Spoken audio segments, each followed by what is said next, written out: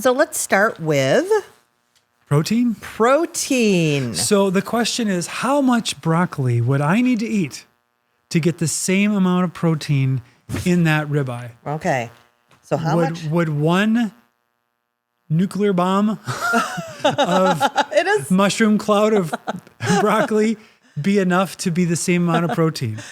Well, the answer is to get the same amount of protein as a 1 pound steak, you would need 9 pounds. Whoa. That's only 6, but you get the idea. 9 pounds, nearly 9 pounds. It's nearly 9 pounds of broccoli. But wait, JJ. What? We have to be fair Steak. to our vegan and vegetarian friends. Okay. They're not eating the broccoli for the protein. You're right. You're right. Okay. So what I would have heard them say is that's where the beans, the legumes. All right. Come in. So what kind of beans should we talk about here? Well, based on my research and all of the data we got is from the government's USDA's food database, which is an online database. Most of the beans are the same. Oh, okay. Soybeans are a little higher in protein, but black beans would be a good one to Okay, use. don't get me into soybeans. I don't even want to talk about that. So if we look at black beans, you're right. It is a better comparison. Do we have a bucket of beans? We do have a bucket of beans. All right. They're on your side. I see them. They're poking out. Oh, here we go. Yeah. All right. So again, 1 pound of steak, You would have to eat 2.8 pounds of beans. Now, I like beans as much as the next guy, but I would not want to live in this house with me if I ate all of those beans. No, I don't think I could get them down. And I like some beans as well. I used to, back in the day. Now, our carnivore friends are saying, but hold up. Yeah. It may be the same amount of weight of protein in the beans, 2 pounds of beans and 1 pound of steak, but there is no way it is the same amino acid distribution. Oh, yes, that is true. And that's true. That's true. The steak is going to have a much broader, more, complete amino acid profile, whereas the beans, the legumes are going to be short on some, which is why you would have to then add wheats or grains. Oh, don't get to me started on make up grains. for some of those proteins, which you can do, but it's the volumes we're talking about are a lot. Now, our vegan friends may also say, well, I don't even need that much protein. That is definitely a possibility. And it would be about 113 grams of protein, I believe, in this steak. Okay. So, Okay. 113 yeah. grams. Yeah. So depending on your lean mass, that would be great. For me, that'd be a little shy of what I'm shooting for. I'm trying to get 1 gram per pound of lean mass. And actually, there has been a discussion more recently that protein is a focus again. Yeah, I've been seeing that. Yeah. So even the processed foods, which we won't even go there either, but the processed food companies are really trying to talk about how much protein they have now. Oh, we did a video on amino acids. On several amino acids, but that was the amazing thing about beef was it was like Tinker Toys or Legos that the body can literally take these amino acids and turn them into these amino acids. That's because that's muscle. Yeah. That's made out of amino acids. So we eat that and we get it. It's a pretty easy transfer, yeah. Okay, so to be fair, veggies are probably not where you go to for your protein anyway.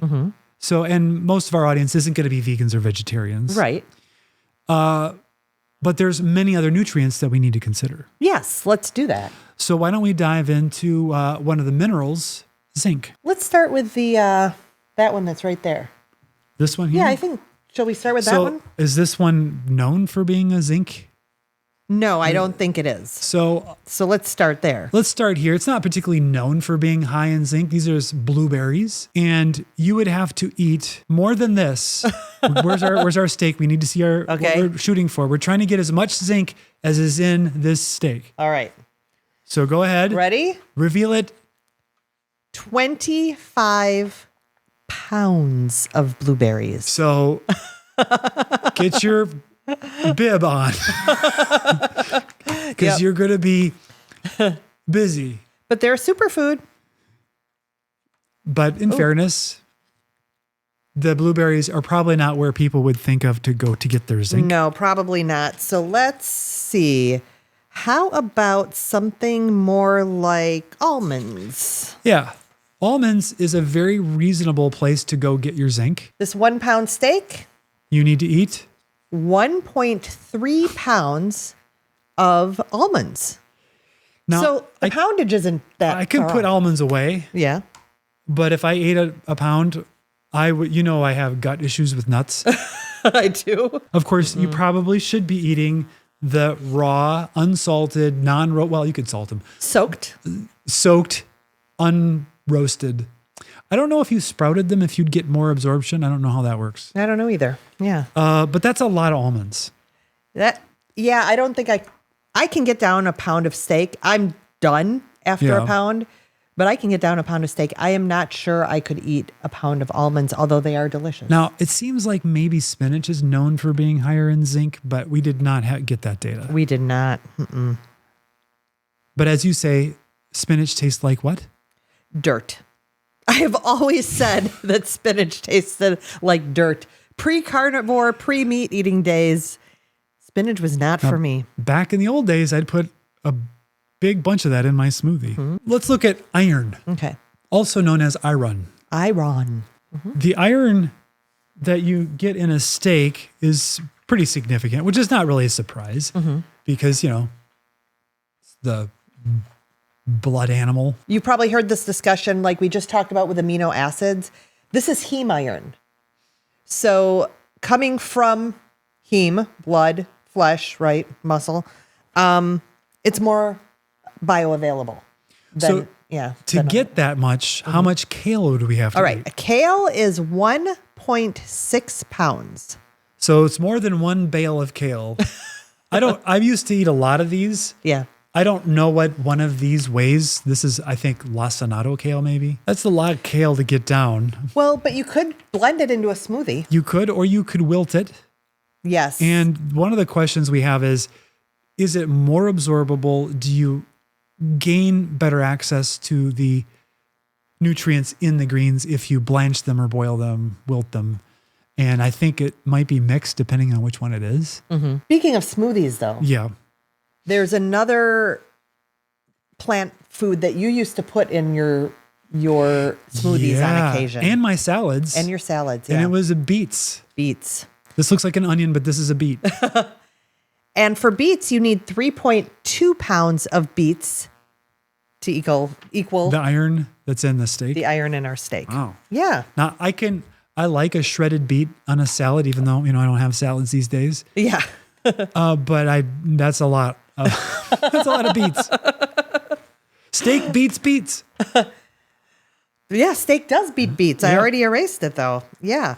So, here's one. Here's one that comes up. Magnesium. Now, this is a big one. A lot of people who are carnivore or keto, they tend to have electrolytes. They supplement with electrolytes. Yeah. And magnesium is one of the issues with that. The amount of magnesium in this steak is equivalent to how many of these? 1.1 pounds of broccoli. So that's still a lot of broccoli. We looked it up, approximately 2 heads, or, two. The crowns. Crowns. To cut the stalk off, because there's only cellulose in that, and that's fiber. And if you have IBS like me, that's pure torture. I was not a big fan of broccoli either, but I really hated the stalks. When you'd open up the frozen veggies and it was all stalks. Ugh. But the truth is that there is not much magnesium in steak or broccoli then. Well, let's go to the legumes then. Maybe we don't need to eat an entire medium soup pot full of beans like we did for the other one, for the protein. Oh yeah, this is different. This is very different. I think it's more manageable with the beans. You only need to eat 1/3 of a pound of beans. Now, aren't people going to say, but beans are full of lectins and stuff that are bad for your intestines? Mm-hmm. And then there's going to be people say that the lectins aren't a problem. Yeah. Yes. I don't know. I know that they caused distress in me and our entire household when I was a kid. My dad ate them all the time. So we've been beating up a little bit on the veggies. Yes. We need to acknowledge where they have an advantage. Yes, we do. And that is in vitamin C. Mm-hmm. Now, when I think vitamin C, I immediately think an orange. But when I think orange, I immediately think a whole bunch of sugar. Yeah. And so I don't get excited about that. We didn't do, we just did berries. We didn't do any higher carb fruits. No. So what are we going to compare for vitamin C? I'm going to go back to our giant nuke of green. Less than a 1/4 pound of broccoli or less than a 1/4 pound of kale. Oh, yeah. That's a much more doable amount of kale in one go. Yeah. So when it comes to vitamin C, it should be no shock that these veggies are beating out steak, which only has trace amounts. Did you hear that? JJ? That is the carnivores going, I don't need vitamin C as a carnivore. I have not gotten scurvy and I've been carnivore for years. I do hear that. That was just me. Because that's literally the case. I've been a carnivore for 3 years, and as far as I know, I don't have any signs of scurvy or any symptoms of it. Do you? I do not. Do you supplement with vitamin C? I don't think. I don't know. I don't think I do. So we're interested, if you're a carnivore who has had an issue, please put it in the comments. But there's probably, 50 videos about carnivore and vitamin C that just talk about how it isn't needed. And there's various theories that maybe we don't need as much. Yeah, there is. I know Dr. Westman, huge keto proponent, he talks about context, and that perhaps the context of a ketogenic diet or a carnivore diet means that we don't need as much vitamin C. And part of that is that there's some, don't quote me on this, but there's some competition with vitamin C and glucose. I believe that's the case. That does sound familiar now that you say that. Again, I don't have it all down, but you go ahead and check AI. The implication being, if you're eating a higher carb diet, yes, the vitamin C you do get competes with the glucose that you're metabolizing. Right. And correct. because we're low carb, we're not metabolizing as much. Therefore, the vitamin C isn't needed in as high as amounts. I like that theory. I think that sounds reasonable. It sounds reasonable, reasonable, but who knows? I mean, I think we've got to end the nutrient rundown with something that's a little more strong for our friend steak. B12. Any of these have... You could get a Home Depot bucket full of almonds and no B12. Almost, yeah. Is there even trace? I don't know. I don't think so. I think the B12 has to be created in the gut of a cow or something. I think you're right on that. So veggies definitely don't win out with B12. And I know, just like we were talking about how a lot of keto carnivores, how they supplement magnesium and other electrolytes. Yeah. Someone who's vegetarian or vegan needs to supplement for B12. Now, I was interested as we were looking at the electrolytes. There's more potassium in meat, in beef, than there is magnesium. And I was curious about why this was. And my cursory research showed that magnesium and sodium tend to be in blood, in the fluid. And so we don't eat the blood, generally speaking. Okay. The potassium tends to be more in the tissue. Oh, okay. So that's a theory. The other one is the depleted soils theory, that the cows don't have as much electrolyte in them because the soils don't have as much in the soil, and the grass that's growing out of it doesn't contain as much. And I can't speak to if that's true, but it's definitely one of the narratives that's common in our community. Speaking of electrolytes, I was just sipping on some. Let's talk a little bit about bioavailability, because there are these ideas that plants are trying to kill you, right? I've heard it. I've heard it said. Yes. And so one of the things that someone who eats a mostly meat diet will say is that there are things in the plants that are irritating to humans, like lectins, phytates, and oxalates, just to name a few. And we aren't going to go deep into that discussion because the question is, does it bother you? individually. If you're absolutely a strict pure carnivore, obviously you're not eating it. No. But if you're carnivore centered like we are, I don't know when the last time I had anything green. Well, I do know because I've been adding avocado to my meals recently for the potassium. I'm trying to bump that up. These leafy greens are they're brutal on my digestion. And I think it's just the fiber, but maybe it's some of the polyphenols in them that... well, we'll get into that in a second. Phytochemical. Mm-hmm. That's plant chemical. That's what that means. Mm-hmm. Polyphenols is a phytochemical, I guess. Yeah. Yeah, I'm not a big fan. Plus, they taste kind of lousy. No, when you started adding greens into your diet, you did have a decline in a lot of your health issues. Yeah. And I kept telling you, I don't think that's working for you. And you kept saying, but it's a superfood. It's got to be good for me. It's good for me. I feel terrible, but I must be healthy. One of the things you mentioned is gut health can be an issue with some of these anti-nutrients.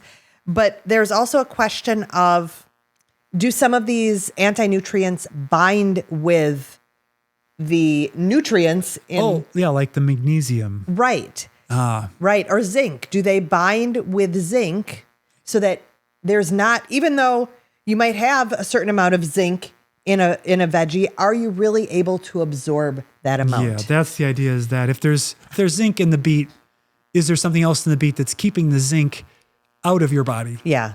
Yeah. And that is a question. And I think there's some evidence for that. And then you mentioned those polyphenols. Polyphenols are plant chemicals, like you said. Right. And I want to back up a second. Yeah. The popular health press will always do articles about how you should eat wheelbarrows full of blueberries for all of the antioxidants in it, all of the polyphenols, and I don't know what else is in it, that are going to help reduce inflammation in the body. Yeah.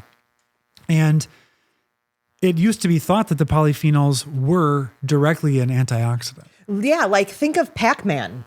Like that was a thought. Yeah, they would describe it as Pac-Man. Yeah. Scavenge the oxidants in your body, get rid of those things, and be great. But there's new thinking now.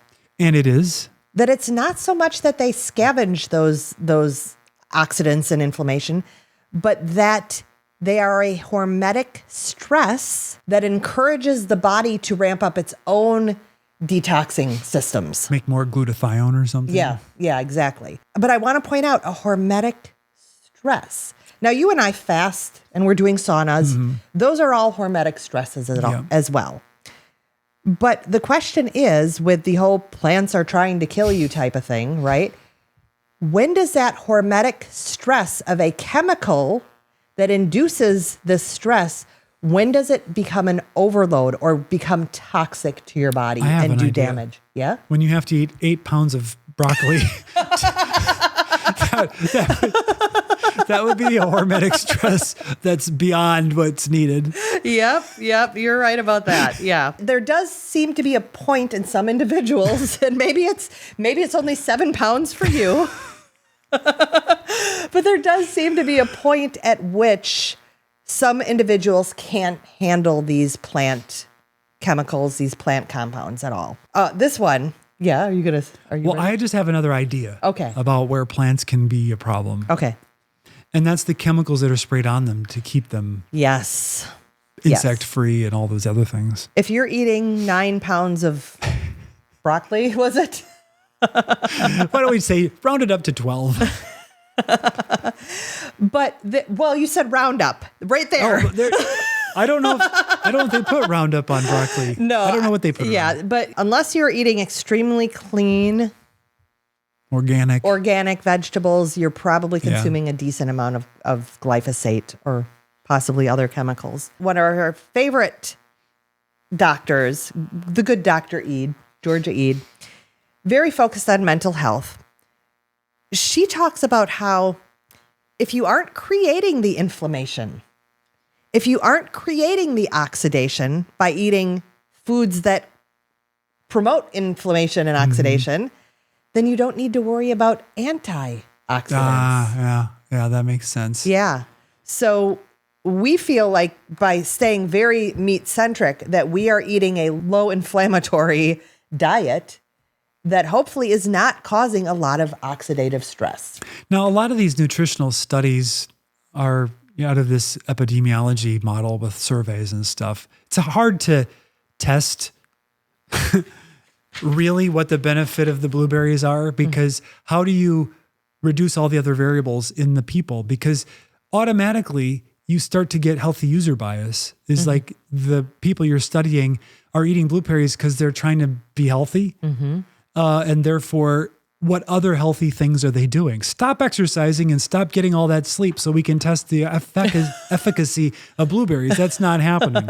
Yes. There's a lot of noise in those studies, and it's really hard to really determine what's having the effect. It would make sense for these things to have some benefit in people who are eating kind of a sad diet with a lot of highly processed foods, high fructose corn syrup and seed oils. Maybe these plants and their phytochemicals do help. Yeah. In those cases, I could see that as being rational. Yeah. And that is the population that gets studied by and large. Yes, it is not the low carb keto community as much for this type of thing. Yeah. Whether plants are trying to kill us or not, when I removed most of the plants from my diet, focused on meat, I felt better than I ever have before. I lost weight. My hormones came into a much more of a balance, even being menopausal. And I feel mental clarity and energy and feel great. For me, my diet remains meat-based. Yeah. And I think it's because of this nutrient density that we're talking about. Are we saying in any way that if you eat this every single day, you are going to develop some problem from it? No. I think some florets of this every day probably doesn't make any difference if you don't notice that difference. Yeah. But the idea you're going to assemble anything approximating a steak's worth of nutrition out of one plant or any combination of the ones we've showed you just isn't very simple to do that. No, it's not. We haven't really touched on the fats. So olive oil and avocado oil and there's a number of others. There's walnut oils. There's all kinds of them. And of course, some of them are of concern to carnivores. We don't think the seed oils are a great idea because some of those come out of refineries and, I don't want a dose of hexane in my diet. But if you were trying to get enough fat for hormone support, being more plant-based, it would seem like it would be more difficult. It seems like it. And I guess I have a hard time because I really don't like olive oil at all. Really? When it's mixed with balsamic vinegar, it's a great dressing and I can handle it. But the flavor of olive oil is very hard for me to take. Remember when we went on vacation in the middle of that olive, what is it? What is it called? Olive Grove. Grove. Yeah. He was actually allergic to the trees. Yeah, the trees made me sneeze. But there's so much healthy fat in a steak, especially if it's not a lean steak. That's actually the hardest part about getting a steak these days is getting one that they haven't cut all the fat off of. We have a beautiful meat market a few miles away. And they're diligent about cutting the fat off of it. Very, very, very diligent. I think if we went in there and asked, they would cut them for us, but they'd be like, are you serious? What's wrong with you? So for these reasons that we really have focused our diet on eating mostly meat, very little plant matter, and overall we are thriving. Yeah, I think so. Still things to work on, but the trajectory has been amazing since we moved in this direction. Our entire lives, we were told that meat is not where you get your nutrients. Everything else is, including the cereal that has those nutrients added, right? Fortified. So I think it's really important. And of course, most of our audience already knows that meat is the way to go for nutrient density. And we hope you've enjoyed this illustration of what that really looks like. And in no way are we telling you what to eat. In no way. So with that, whatever you're eating, we hope that you are every day stronger. Every day more blessed.